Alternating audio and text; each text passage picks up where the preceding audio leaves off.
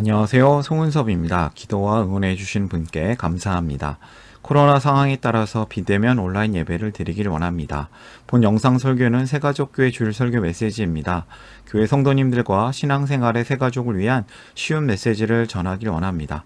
오늘 주일 메시지 하나님의 말씀은 말 잘하는 사람이란 제목으로 야고보서 3장 6절에서 12절까지 본문으로 말씀을 전하길 원합니다. 오늘 설교 제목에 대한 궁금함과 기대감을 가지고 메시지를 함께 들어가 보겠습니다.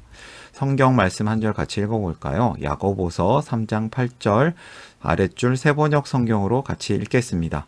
그러나 사람의 혀를 길들일 수 있는 사람은 아무도 없습니다. 혀는 걷잡을 수 없는 악이며 죽음에 이르게 하는 도구로 가득 차 있습니다. 참 슬픈 이야기인데요. 무슨 뜻일까요? 오늘 메시지 성도의 삶에 대한 9번의 설교 중 8번째 메시지입니다. 성도는 세상 안에서 어떻게 살면 좋을까요? 말을 어떻게 하면 좋을까요? 잘하면 좋겠죠. 구체적으로 어떻게 살아야 하는지 성경 말씀을 통해 함께 깊이 알아가는 시간이 되기를 원합니다. 오늘 메시지 말에 관한 이야기입니다. 우리가 아는 말 잘하는 사람들이 있어요. 텔레비전에 많이 나오죠. 요새는 유튜브 하는 사람들이 말을 잘하는 것 같은데요. 개그맨, 정치인, 아나운서, 해설자, 말 잘하는 사람.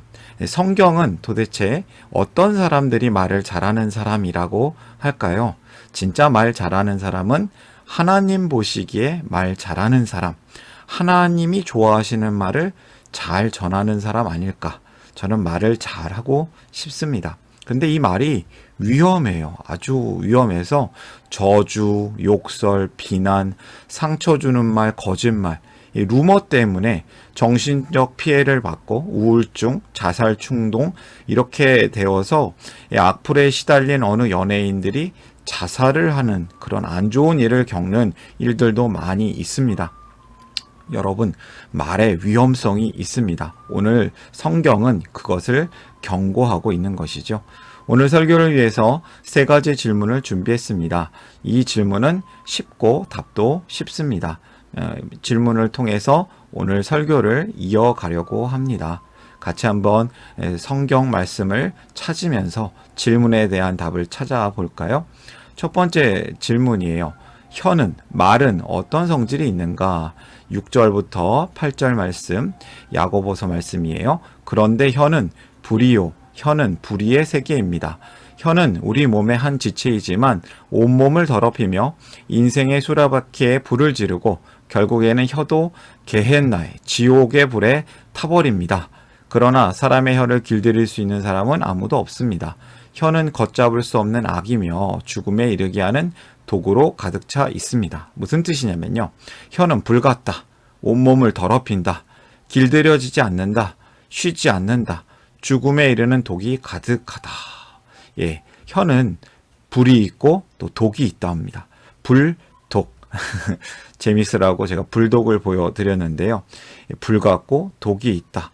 길들일 수 없다. 악하다. 쉬지 않는다. 죽음에 이른다. 여러분, 이렇게 혀가 무섭습니다. 혀가 악합니다.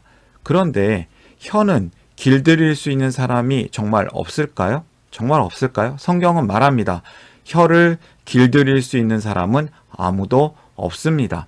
혀는 걷잡을 수 없는 악이다. 죽음에 이르게 하는 도구로 가득 차 있다. 어쩌다가 이렇게 될까요? 혀는 아무도 길들일 수 없는데 사람이 죄인이기 때문에 마음의 생각, 그것이 가득해서 독이 가득 차 있기 때문에 그것이 악한 것이 흘러나오게 돼 있다. 누가복음 6장 45절 말씀은 이런 성경의 내용들이 있어요. 선한 사람은 그 마음 속에 갈무리에 놓은 선더미에서 선한 것을 내고, 그런데 선한 사람은 아무도 없다라고 얘기했죠. 악한 사람은 그 마음 속에 갈무리에 놓은 악더미에서 악한 것을 낸다. 마음에 가득 찬 것을 입으로 말하는 법이다. 사람이 그 마음속에 악한 것이 가득하다고 해요. 모든 사람이 죄인이라고 얘기해요. 사실 선한 사람은 한 분밖에 없죠. 예수님입니다. 그 선한 사람 예수님만 선한 것을 내고 악한 모든 사람들은, 우리들은 악한 것을 입으로 말한다. 사람이 죄를 가장 많이 짓는 신체 부위가 입과 손이라고 합니다. 그 다음에 발 정도 되는 것 같아요. 이러한 죄인들의 삶 가운데 우리는 악한 것밖에 나오지 않는다는 뜻이죠. 세 번째 질문입니다. 그렇다면 사람은 어떻게 혀를 잘못 사용하는가? 사람들이 혀를 잘못 사용한다고 하죠. 9절과 10절 말씀 같이 읽어보겠습니다.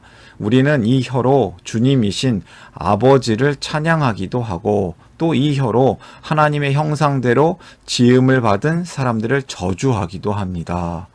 그런데 변화받은 사람들은 하나님을 찬양하기도 합니다. 그런데 죄인들은 또 하나님의 형상을 지음받은 사람들을 저주하기도 합니다. 이것은 무엇입니까? 이중생활 아닙니까? 같은 입에서 찬양도 나오고 저주도 나옵니다. 나의 형제 여러분, 자매 여러분, 이렇게 해서는 안 됩니다.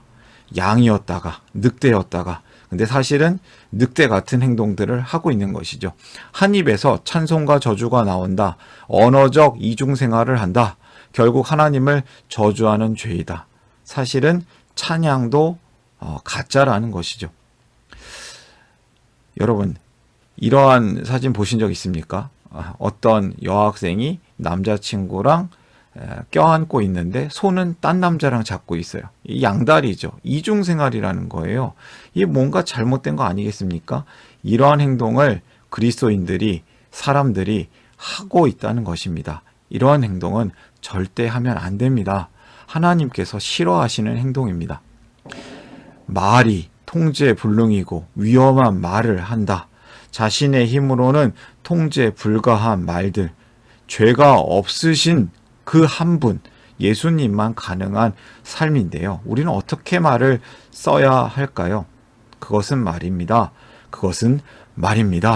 네, 우리가 말을 잘 사용해야겠습니다. 자신의 힘으로는 통제 불가한 말, 그러나 죄가 없으신 예수님만 가능한 말. 그렇다면 우리는 말을 어떻게 사용할 수 있을까요? 성령님을 통해 예수님과 함께 할 때 말을 잘 사용할 수 있습니다. 그래서 우리는 성령님을 의지하여서 믿음으로 예수님과 함께 살아야 합니다.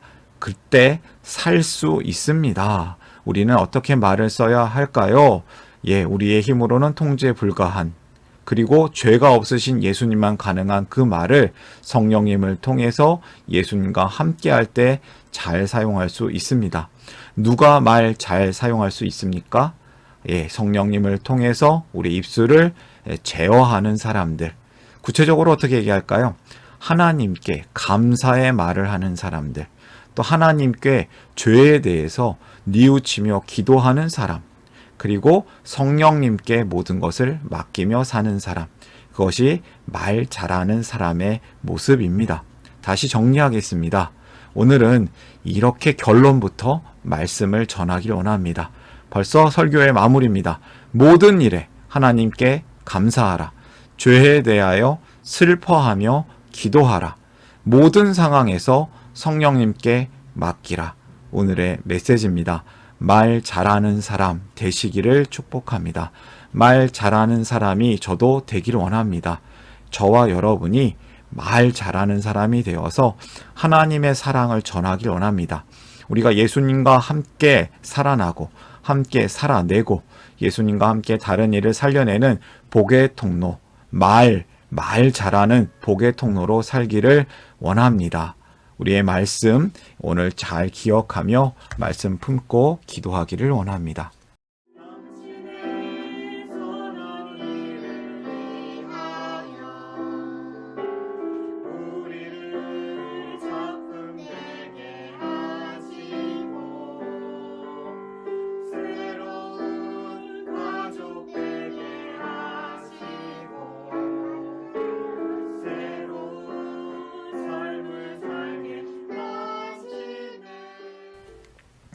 사랑의 하나님 아버지, 우리가 하나님 안에서 말 잘하는 사람이 되길 원합니다. 모든 일에 하나님께 감사하길 원합니다. 죄에 대해서 슬퍼하며 기도하길 원합니다. 모든 상황에서 성령님께 맡기는 그러한 삶이 되길 원합니다. 말을 잘하여서 덕을 끼치고 복음을 잘 전하기를 원합니다. 예수님의 이름으로 기도합니다.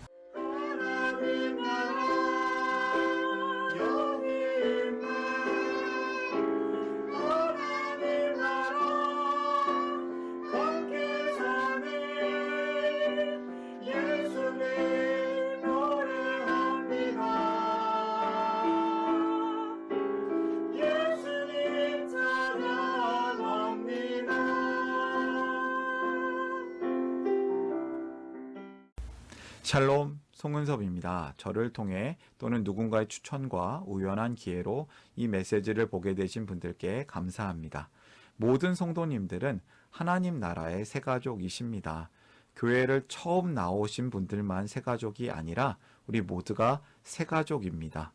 왜냐하면 우리가 하나님 나라에서 새로운 관계가 된 새로운 가족 공동체이기 때문입니다.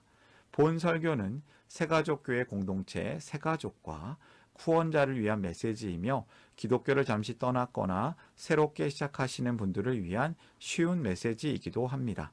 혹시 새가족교회의 가족, 새가족 또는 후원자가 되기를 원하시는 분들은 이메일로 카카오톡 아이디로 연락을 주시면 감사하겠습니다. 오늘의 메시지 하나님의 은혜가 넘치시기를 바랍니다. 사랑합니다. 축복합니다.